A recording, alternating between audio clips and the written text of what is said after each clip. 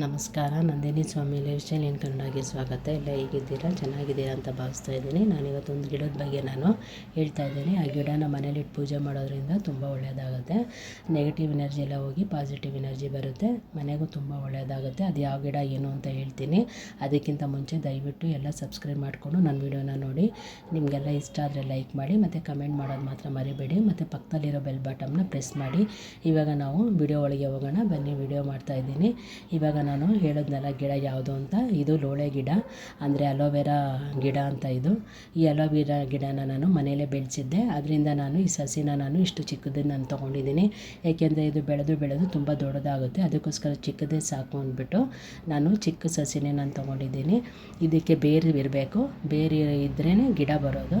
ಅದಕ್ಕೋಸ್ಕರ ನಾನು ಇದು ತೊಗೊಂಡಿದ್ದೀನಿ. ಮತ್ತು ಒಂದು ಬಿಳಿ ದಾರನ ನಾನು ಅರಿಶಿನ ಹಚ್ಬಿಟ್ಟು ಯೆಲ್ಲೋ ಕಲರ್ ದಾರ ಮಾಡಿಟ್ಕೊಂಡಿದ್ದೀನಿ. ಇದನ್ನು ಇವಾಗ ಇದು ಲೋಳೆ ಗಿಡಕ್ಕೆ ನಾನು ಅರಿಶಿನ ಕುಂಕುಮ ಎಲ್ಲ ಹಚ್ತಾ ಇದ್ದೀನಿ. ಈ ಥರ ಅರಿಶಿನ ಕುಂಕುಮ ಎಲ್ಲ ಹಚ್ಬಿಟ್ಟು ದೇವ್ರ ಮನೆ ಮುಂದೆ ಇಟ್ಟು ಪೂಜೆ ಮಾಡಿಬಿಟ್ಟು ಆಮೇಲೆ ಅದನ್ನು ಸ್ಥಾಪನೆ ಮಾಡೋದ್ರಿಂದ ಮನೆಗೆ ಒಳ್ಳೆಯದಾಗುತ್ತೆ. ಏಕೆಂದರೆ ದೇವ್ರ ಮನೆ ಮುಂದೆ ಇಟ್ಟು ಮಾಡ್ತೀವಲ್ಲ, ಅದಕ್ಕೋಸ್ಕರ. ಇವಾಗ ನೋಡಿ, ನಾನು ದಾರ ಇಷ್ಟುದ್ದನ್ನು ನಾನು ತೊಗೊಂಡಿದ್ದೀನಿ. ಇವಾಗ ಲೋಳೆ ಗಿಡಕ್ಕೆ ಅರಿಶಿನ ಕುಂಕುಮ ಎಲ್ಲ ಹಚ್ಬಿಟ್ಟು ಅಕ್ಷತೆ ಕಾಳು ಸಹಿತ ಇಟ್ಟಿದ್ದೀನಿ. ಈ ಥರ ಅರಿಶಿನ ಕುಂಕುಮ ಎಲ್ಲ ಹಚ್ಚಬೇಕು. ಇದಾದಮೇಲೆ ನಾವು ಗಂಧದ ಕಡ್ಡಿ ಬೆಳಗಬೇಕು. ಗಂಧದ ಕಡ್ಡಿ ಬೆಳಗ್ಬಿಟ್ಟು ಕರ್ಪೂರನೂ ಸಹಿತ ಬೆಳಗಬೇಕಾಗುತ್ತೆ. ಇದನ್ನು ಅಮಾವಾಸ್ಯೆ, ಹುಣ್ಣಿಮೆ ಇಂಥ ಟೈಮಲ್ಲಿ ಮಾಡಿದ್ರೆ ತುಂಬ ಒಳ್ಳೆಯದು. ನಾನು ಇದನ್ನು ಯುಗಾದಿ ಅಮಾವಾಸ್ಯೆ ಬರುತ್ತಲ್ಲ ಆವತ್ತಿನ ದಿವಸ ಮಾಡಿದ್ದೀನಿ.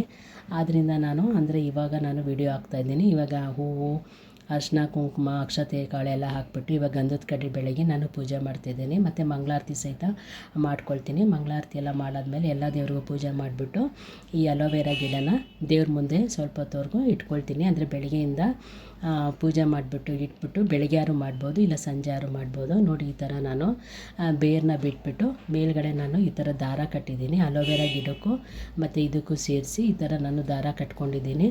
ನೋಡಿ, ಇಷ್ಟು ಸಣ್ಣ ಸಸಿ ಹಾಕಿದ್ದೀನಿ. ಇದು ಮುಂದೆ ಬೆಳೆದ್ಮೇಲೆ ನಾನು ವಿಡಿಯೋ ಮಾಡಿ ಹಾಕ್ತೀನಿ. ಇದನ್ನು ನಾನು ಮುಂದ್ಗಡೆ ಬಾಗಿಲು ಬರುತ್ತಲ್ಲ, ಅಂದರೆ ಒಳಗಡೆಯಿಂದ ಈಚೆ ಹೋಗ್ಬೇಕಾದ್ರೆ, ಆವಾಗ ಒಳಗಡೆಯಿಂದ ಈಚೆ ಹೋಗ್ಬೇಕಾದ್ರೆ ಒಳಗಡೆ ಇರೋ ಬಾಗಿಲಿಗೆ ನಾನು ಈ ಥರ ಹಾಕ್ಕೊಂಡಿದ್ದೀನಿ. ಇದು ಧರ್ಮಸ್ಥಳದ ಕಾಯಿದು, ಮತ್ತು ಇದು ವಾಸ್ತು ಯಂತ್ರ ಇದು, ಮತ್ತು ಇದು ಆಂಜನೇಯ ಸ್ವಾಮಿದು. ಅದ್ರ ಜೊತೆಗೆ ನಾನು ಈ ಥರ ಅಲೋವೆರಾನ ಈ ಥರ ಹಳದಿ ದಾರದಲ್ಲಿ ಈ ಥರ ಕಟ್ಟಿದ್ದೀನಿ. ಮತ್ತು ಈಗ ಈ ಕಡೆ ವಾಸ್ತು ಲಕ್ಷ್ಮಿ ಬರುತ್ತಲ್ಲ, ಅದು ಸಹಿತ ಇಟ್ಟಿದ್ದೀನಿ. ಈ ಥರ ಇಟ್ಟರೆ ಮನೆಗೆ ತುಂಬ ಒಳ್ಳೆಯದಾಗುತ್ತೆ. ಅಕಸ್ಮಾತ್ ಏನಾದರೂ ಅದು ಇದು ಬ್ಲ್ಯಾಕ್ ಮ್ಯಾಜಿಕ್ಕು ಆ ಥರ ಏನಾದ್ರು ಆಗಿದ್ದರೆ ಆ ಥರ ಎಲ್ಲ ಏನು ಮನೆ ಒಳಗೆ ಆಗೋಲ್ಲ. ದೃಷ್ಟಿ ದೋಷ ಅದು ಇದು ಎಲ್ಲ ಆಗ್ತಾ ಇರುತ್ತಲ್ಲ, ಅದು ಸಹಿತ ಏನೂ ಆಗೋದಿಲ್ಲ. ಅದಕ್ಕೋಸ್ಕರ ಇವಾಗ ಈ ಥರ ಅಲೋವೆರಾ ಗಿಡನ ಮನೆಯಲ್ಲೇ ಹಾಕಿದ್ರೆ ತುಂಬ ಒಳ್ಳೆಯದು. ಇದು ಬೆಳೆದ್ಮೇಲೆ ನಾನು ನಿಮಗೆ ತೋರಿಸ್ತೀನಿ ಯಾವ ಥರ ಬಂದಿದೆ ಅಂತ. ನೋಡಿ, ನಾನು ಈ ಥರ ಪೂಜೆ ಮಾಡಿ ಹಾಕಿದ್ದೀನಿ. ಮತ್ತು ಮನೆ ಮುಂದೆ ಈ ಥರ ಅಲೋವೆರಾ ಸಸಿನೂ ಸಹಿತ ಹಾಕಿದ್ದೀನಿ. Thank you.